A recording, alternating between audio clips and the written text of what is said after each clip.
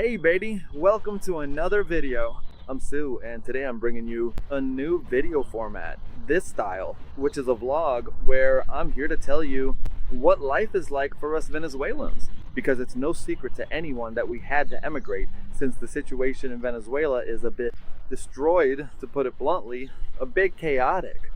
You know, for us, it was tough to leave our comfort zone, and now that we had to start from scratch, I'm here to tell you, I'm here to share what reality is like, how we manage to eat, sleep, shower, take care of ourselves, do laundry and all that. Well, without making you wait any longer, let's get started. For those wondering how we cook, here in Peru, they sell these little stoves for about $15. It's the cheapest 2-burner stove you can get.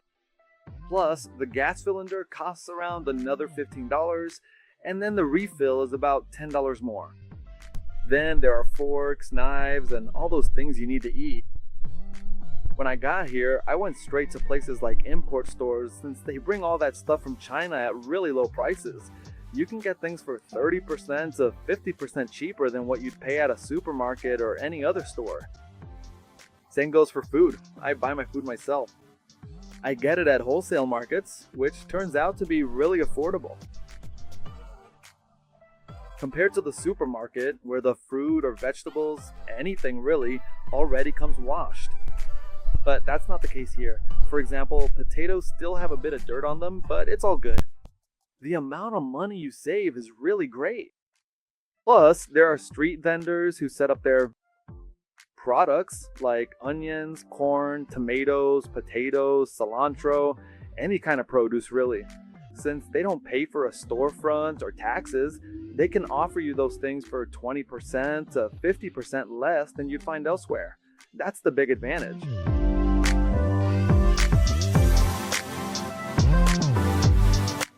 Well, for those who are curious, let's talk about how we sleep. So when you first get here, the first thing you bring in your bag is a sheet, and you get used to folding it up. Of course, that's if you don't have the budget. Otherwise, what you can do is save up and buy yourself a thin little mattress, those ones that are about 2 to 4 inches thick. But over time, it starts to wear down, and eventually you can almost feel your back on the floor. Little by little, you end up buying a mattress, whether it's a twin or a full, and then eventually you buy the actual bed frame. But that takes a few months, because honestly, with the expenses for transportation, rents, and utilities, you don't really have much left to save, at least not until you're finally comfortable and have a decent bed. So to speak, you're not really sleeping on cardboard or folded sheets anymore. And the situation gets a little better, you know?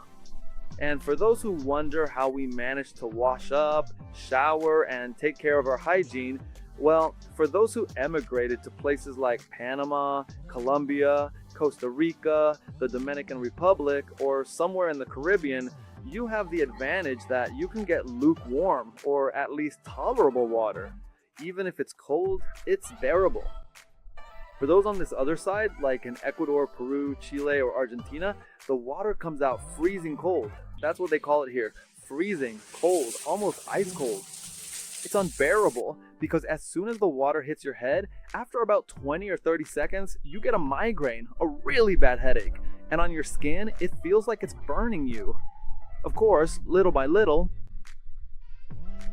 you start moving from place to place, and maybe you work something out with the landlord to install an electric water heater.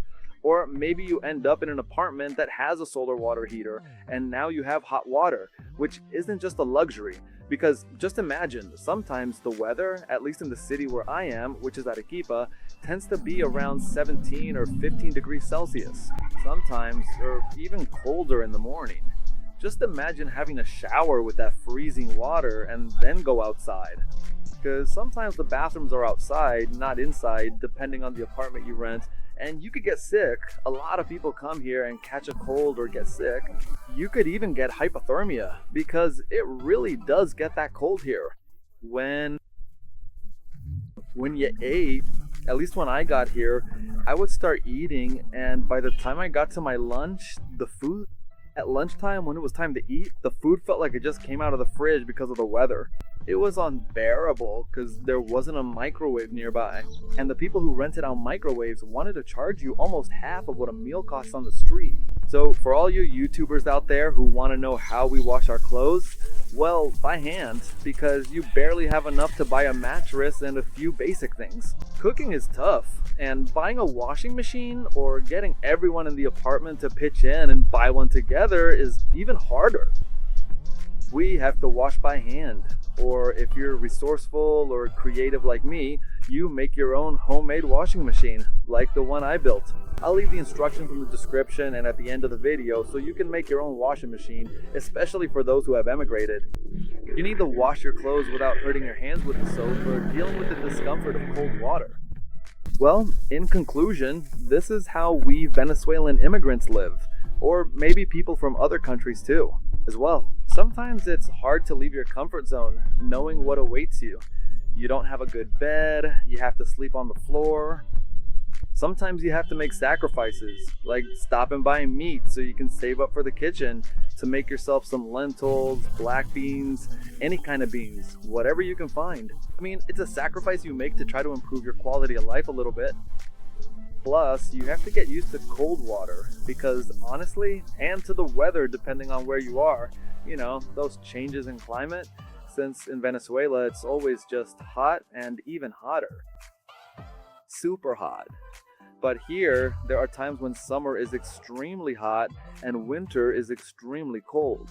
There are seasons when it's really hot at noon, but in the afternoon, you're freezing to death. It's something totally unbelievable for someone who lives in a totally comfortable and calm situation. Well, baby, if you liked the video, remember to subscribe to my social media, give it a like, and comment what you thought about it. What do you think about this kind of street vlog video? If you have any questions, if you have any recommendations, I'm open to opinions. Well, with nothing more to say, see you later. 80s.